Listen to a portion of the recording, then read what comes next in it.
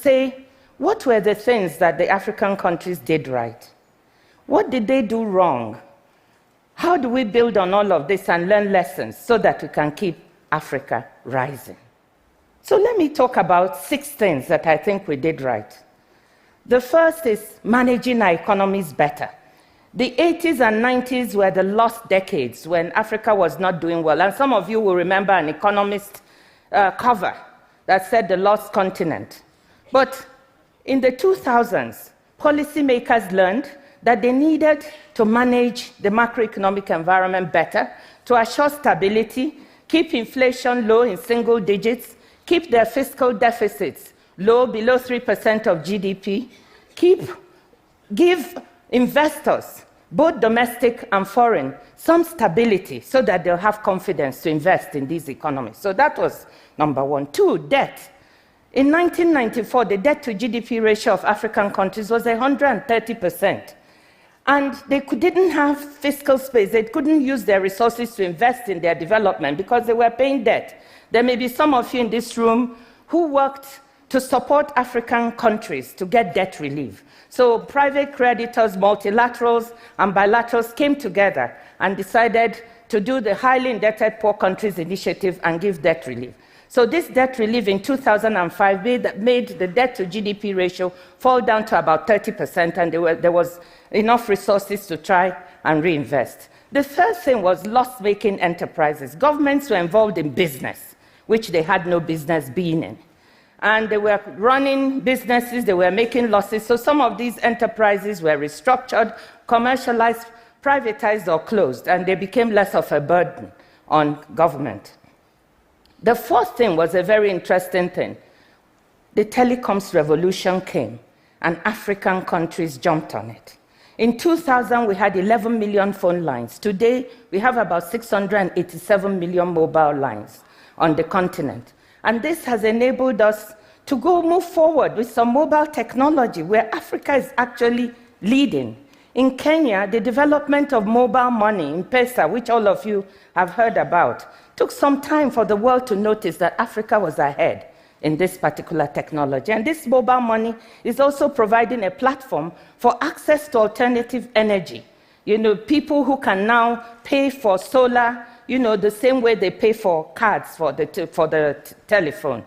So this was a very good development, something that went right.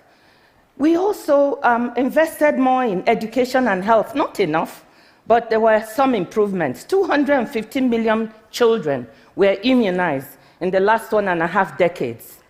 The other thing was that conflicts decreased.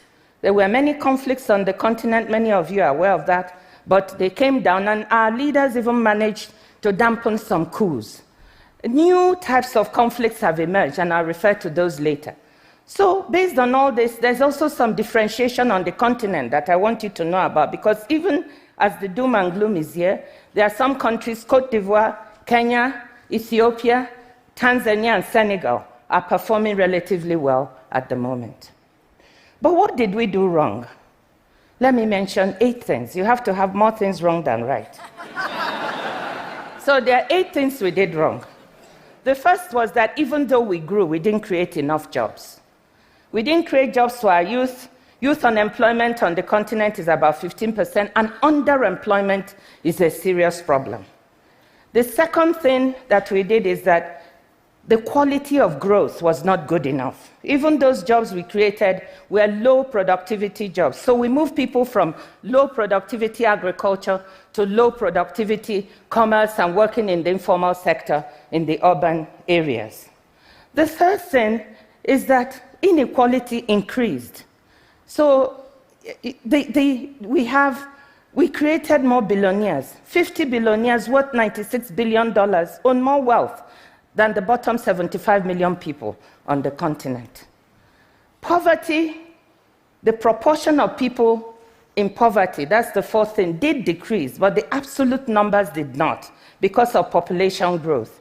And population growth is something that we don't have enough of a dialogue about on the continent, and I think we will need to get a handle on it, particularly how we educate girls so that they can, that is the road to really working on this particular issue. The fifth thing is that we didn't invest enough in infrastructure. We had investment from the Chinese, that helped some countries, but it's not enough. The consumption of electricity in Africa, on the continent, in sub-Saharan Africa, is equivalent to Spain. The total consumption is equivalent to that of Spain. So many people are living in the dark. And as the president of the African Development Bank said recently, Africa cannot develop in the dark. The other thing we have not done is that our economies retain the same structure that we've had for decades. So even though we've been growing, the structure of the economies have not changed very much.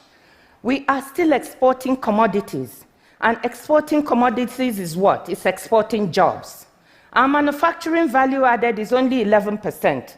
We're not creating enough decent manufacturing jobs for our youth. And trade among ourselves is low. Only about 12% of our trade is among ourselves. So that's another serious problem. Then governance. Governance is a serious issue. We have weak institutions and sometimes non-existent institutions. And I think this gives way for corruption. Corruption is an issue that we have not yet gotten a good enough handle on, and we have to fight tooth and nail. That and increased transparency in the way we manage our economies and the way we manage our finances. We also need to be wary of new conflicts, new types of conflicts, such as we have with Boko Haram in my country, Nigeria, and with Al-Shabaab in Kenya. We need to partner with international partners, developed countries, to fight this together. Otherwise, we create a new reality which is not the type we want for a rising Africa. And finally, the issue of education. Our education systems in many countries are broken. We are not creating the types of skills needed for the future. So we have to find a way to educate better. So those are the things that we are not doing right. Now, where do we go from there? I believe that the way forward is to learn to manage success. Very often when people succeed or countries succeed, they forget what made them succeed. Learning what you're successful at, managing it and keeping it is vital for us. So all those things I said we did right, we have to learn to do it right again. Keep doing it right. Managing the economy while creating stability is vital. Getting prices right. And policy consistency. Very often, we are not consistent. One regime goes out, another comes in, and they throw away even the functioning policies that were there before. What does this do? It creates uncertainties for people, for households, uncertainties for business. They don't know whether and how to invest. Debt. We must manage the success we had in reducing our debt. But now countries are back to borrowing again, and we see our debt to GDP ratio beginning to creep up. And in certain countries, debt is becoming a problem. So we have to avoid that. So managing success. The next thing is focusing with a laser beam on those things we did not do well. First and foremost is infrastructure. Yes, most countries now recognize they have to invest in this, and they're trying to do the best they can to do that. We must. The most important thing is power. You cannot develop in the dark. And then governance and corruption. We have to fight. We have to make our countries transparent. And above all, we have to engage our young people. We have genius in our young people. I see it every day. It's what makes me wake up in the morning and feel ready to go. We have to unleash the genius of our young people, get out of their way, support them to create and innovate and lead the way. And I know that they'll lead us in the right direction. And our women and our girls. We have to recognize that girls and women are a gift. They have strength. And we have to unleash that strength so that they can contribute to the continent. I strongly believe that when we do all of these things, we find that the Rising Africa narrative is not a fluke. It's a trend. It's a trend. And if we continue, if we unleash our youth, if we unleash our women, we may step backwards sometimes. We may even step sideways. But the trend is clear.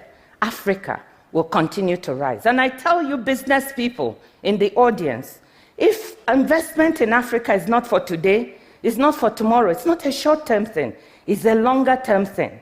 But if you're not invested in Africa, then you will be missing one of the most important emerging opportunities in the world. say